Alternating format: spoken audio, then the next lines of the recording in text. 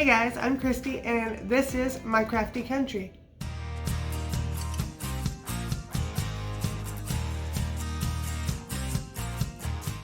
For this DIY, I'm going to be using one of the Dollar Tree cutting boards, and online they show red and white, but I found this dark blue one and like a teal colored one, so I did have to paint over them, so I used some Waverly white chalk paint and just put 2 coats over top of them. Next, I will be putting plenty of Mod Podge over the front, and I don't have to put it everywhere, just mainly in that inset portion of it because it's got like a framed off raised edge. So just get a good couple coats in that inset spot and then make sure they both dry completely. Next, I'm going to be using one of these fall napkins that I got from Dollar General last year, and I did go ahead and cut out the truck, and I got the napkin down to 1 ply because if you do the iron-on method with the Mod Podge, you want the napkin down to 1 ply. So I just center it where I want it on the cutting board and get my iron warming up, and I do keep my iron turned down really low, and this iron is a travel iron. I think I got it at Walmart, but it's just right for the craft room to where I don't have to have a great big iron. So I get my napkin where I want it and put a piece of parchment paper down and just iron it down all over to make sure I get all the edges, but I do start at the center of the truck and work my way out from and away. That way I don't have any creases or air bubbles or anything like that in it. So next I am going to be distressing the entire board, and to do that all I have to do is just use some of the Waverly antique wax, or you could use brown paint, but just get a little bit on your sponge or your brush and dab most of it off to where you have very minimal amount on, and then just swipe back and forth. And I always start off of my project and go all the way back and forth across. I don't start in the middle because then you'll have like a streak right across the middle, and this just kind of starts it at the edge and drags it through. Now this part, if I could go back and do this, I would not put this part on here, but I was able to kind of cover it up a little bit better. I used this furniture marker and tried to do like a shiplap look. I did not like the way it looked on this, but to each their own. Just going back, I wouldn't have done it. So I was able to get a little bit more of the antiquing wax on a sponge and distress it a little bit more to where it wasn't as visible. It kind of blended it in better. But yeah.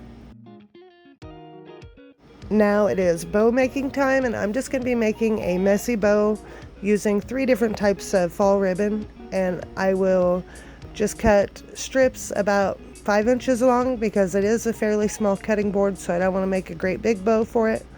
But I just did cut 2 pieces of each type of ribbon, and then I will be adding in some raffia once I get them all done. So what I will do here is just cut my strips, and then I dovetail all the ends, and I will layer them on, just switching every other one, and make sure I don't have the same type of ribbon pointing the same direction. Like, I hope that makes sense. So if I have my burlap with the lace on it, I don't want both of those tails pointing the same way, so I would kind of X those off, but you can kind of see how I do it here.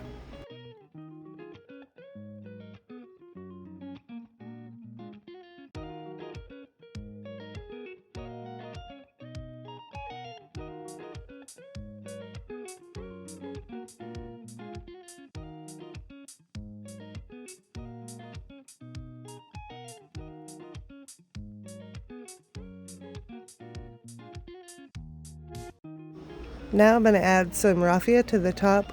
So all I did was I grabbed some of it and looped it around my hand, and then I glued it together and kind of wrapped it in the center to where it was kind of like in an X pattern.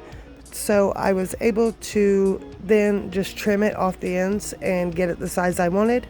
And then I just bound all of that together on the front of my little messy bow and glued it down to the cutting board. Oh, to hold the ribbon together, by the way, I did use a pipe cleaner, or you could use floral wire, but that's just, I use pipe cleaner because my hands don't like to work that well for me.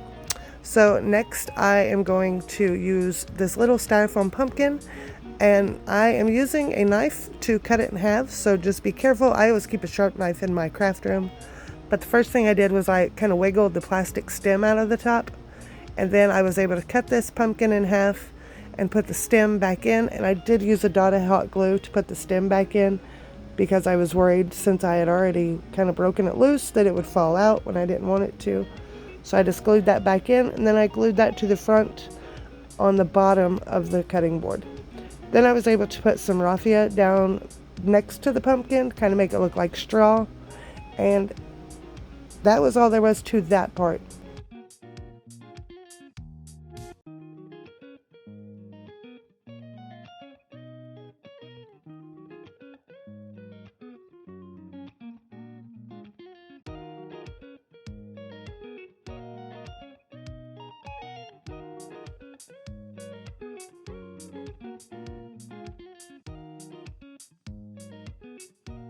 For the stand, I used 2 full-size Jenga blocks that I had super glued together, and then I am just going to use E6000 and hot glue to glue this to the back. That way it can stand on its own. If you wanted to skip this part and you're going to have it leaned up against like your backsplash or whatever, you could skip it, but I didn't know what I wanted to do with it, so I made it a little kickstand. And that is all there was to this one. I really hope you guys enjoyed this DIY. If you did, make sure you give me a thumbs up and make sure you're subscribed if you have not already done so. And I am working on more fall DIYs. They are in progress, and I will have them out to you ASAP. Thanks for watching.